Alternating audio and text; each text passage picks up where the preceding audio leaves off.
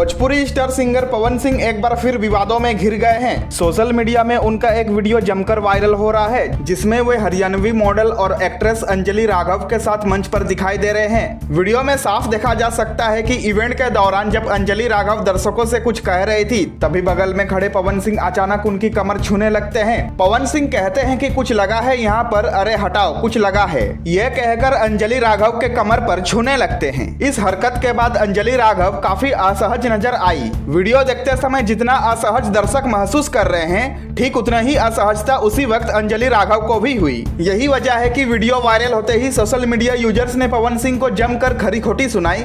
लोग कह रहे हैं कि यह कोई पहला मौका नहीं है जब पवन सिंह मंच पर अभिनेत्रियों के साथ इस तरह की हरकतें करते दिखे हों। वहीं इस मामले में अंजलि राघव ने भी अपनी चुप्पी तोड़ी है। उन्होंने कहा कि मंच पर इस तरह की घटना उन्हें बेहद असहज कर देती है और कलाकारों को पब्लिक प्लेटफॉर्म पर पेशेवर व्यवहार रखना चाहिए। सोशल मीडिया पर पवन सिंह के खिलाफ लगातार प्रतिक्रियाएं आ रही है और लोगों का कहना है कि स्टारडम का मतलब महिलाओं का अपमान करना नहीं होता है। राम राम, एक बार बोल तो दिया करो।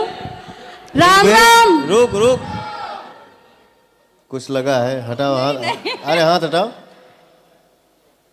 अरे यार हाथ हटाओ ना भैया। ठीक है, ओके। मुझे आप लोगों से बहुत ज़रूरी बात करनी है, क्योंकि मैं 2 दिन से बहुत ज़्यादा परेशान हूँ। क्योंकि कंटिन्यू मेरे पास डीएम आ रहे हैं कि ये जो लखनऊ वाला इंसिडेंट हुआ, इसमें मैंने कुछ बोला क्यों नहीं, एक्शन क्यों नहीं लिया, थप्पड़ क्यों नहीं मारा। और कुछ लोग मुझे ही गलत समझ रहे हैं। कुछ मीम्स पे लिख रहे हैं कि ये तो हंस रही थी, मज़े ले रही थी।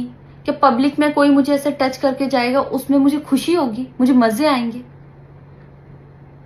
सारी बात ये थी कि जब इनका सॉन्ग के लिए मेरे पास कॉल आया, तो मैंने सारी चीज़ें क्लियर कर ली थी कि इसमें ऐसा वैसा कॉस्ट्यूम तो नहीं है, कोई डबल मीनिंग लाइन तो नहीं है, और इसमें ऐसा वैसा सीन तो नहीं है। और मैं शूट पर गई, शूट पे सब कुछ नॉर्मल था, मुझे कोई प्रॉब्लम नहीं हुई। जब इन्होंने मुझे लखनऊ के इवेंट के लिए बोला तो मैंने हाँ बोल दिया, क्योंकि मुझे शूट पर भी कोई प्रॉब्लम नहीं हुई थी। और जब मैं लखनऊ में गई, मैं स्टेज पर थी, मैं पब्लिक से बात कर रही थी। पवन सिंह जी ने मुझे बोला कि इधर कुछ लगा हुआ है। उससे थोड़ी देर पहले ही मेरी ड्रेस वो न्यू थी, साड़ी में नीचे टैग लगा रह गया था। तो मेरे दिमाग में आया कि शायद ब्लाउज का भी टैग लटक रहा होगा।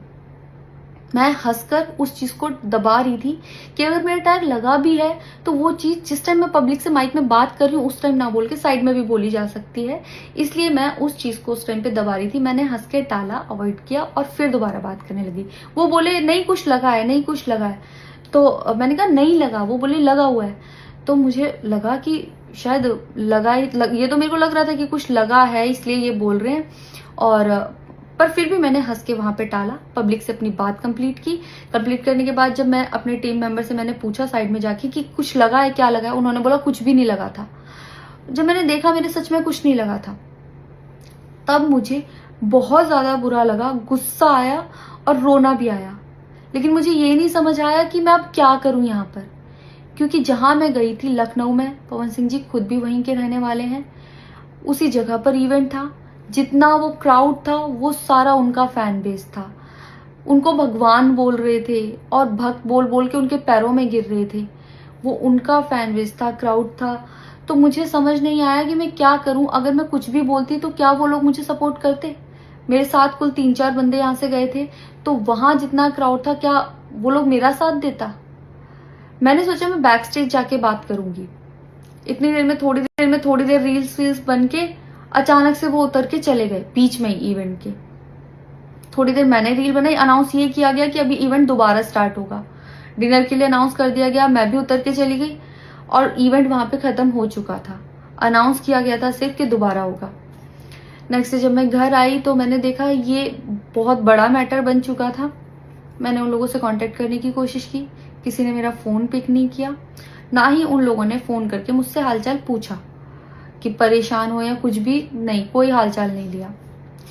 मैं पोस्ट करना चाहती थी, जो लोग लिख रहे थे कि मजे आए या हंस रही है, मैं रिप्लाई में पोस्ट करना चाहती थी। मेरे को किसी का कॉल आया था कि पवन सिंह की पीआर टीम बहुत स्ट्रांग है और कुछ भी ऐसा वैसा मत लिखना और ना पोस्ट करना, क्योंकि वो लोग अगर कुछ लिखेंगे ना, बहुत कुछ उल्टा लिख देंगे तुम्हारे लिए और बहुत कुछ कहेंगे और बहुत बड़ा मैटर बन जाएगा। अभी जितना परेशान हो उससे ज्यादा परेशान हो जाओगी, तो छोड़ो। मैंने ये सोच के इस चीज़ को अवॉइड किया। मुझे लगा 1-2 दिन में मैटर थोड़ा ठंडा हो जाएगा, कोई बात नहीं। मैंने कहा पर्सनली कभी बात करूँगी इस बारे में इनसे, लेकिन बढ़ता जा रहा है। ऊपर से ना उनकी तरफ से कोई रिप्लाई मिला, और मुझे नहीं पता कि ऐसे में मुझे क्या करना चाहिए था और क्या करना चाहिए। आप लोग मुझे बताओ, मुझे ऐसे में क्या करना चाहिए। मैं बिल्कुल भी सपोर्ट नहीं करती कि हाँ ये चीज़ नॉर्मल है या इसको नॉर्मल समझूं। किसी भी लड़की को उसके बिना परमिशन के टच करना ही पहली बात बहुत गलत है, और फिर इस तरीके से टच करना तो हद से ज़्यादा गलत है। यही सेम चीज़ अगर हरियाणा में हुई होती ना, तो मुझे जवाब देने की ज़रूरत नहीं पड़ती। यहाँ की पब्लिक अपने आप जवाब दे देती, यहाँ की ऑडियंस फुल सपोर्ट करती और जवाब देती। लेकिन मैं उनकी जगह पर थी, वो यहाँ पे नहीं थे। इससे मुझे ये लेसन मिला है कि मैं भोजपुरी इंडस्ट्री में अब काम नहीं करूँगी। आर्टिस्ट हूँ तो नई नई चीज़ें ट्राई करने का मन करता है कि ये भी ट्राई करूँ, ये भी ट्राई करूँ, ये भी ट्राई करूँ। कुछ भी अलग सा आता है तो करने का मन करता है कि कुछ अलग होगा, कुछ नया ट्राई करती हूँ। और वो भी पवन सिंह जैसे सीनियर आर्टिस्ट के साथ कोलैबोरेशन थी, तो हुआ कि हाँ कर लेती हूँ। होता है, अगर वो भी नहीं होते तब भी अगर कोई मेरे पास मराठी का भी प्रोजेक्ट आता तो मैं सोचती कि हाँ कुछ चेंज होगा, कुछ नया सीखने को मिलेगा, ट्राई करती हूँ। पर ये भोजपुरी में काम करने के मेरे साइड इफेक्ट थे जो मेरे साथ हुए। मैं अपने परिवार में, अपने हरियाणा में खुश हूँ। मुझे नहीं करना काम भोजपुरी में। पर आप लोग मुझे ज़रूर बताना कि इस सिचुएशन में अगर आप होते और आप वहाँ पर होते तो आप उस टाइम पर क्या करते और मेरी गलती कहाँ है। जय श्री राम।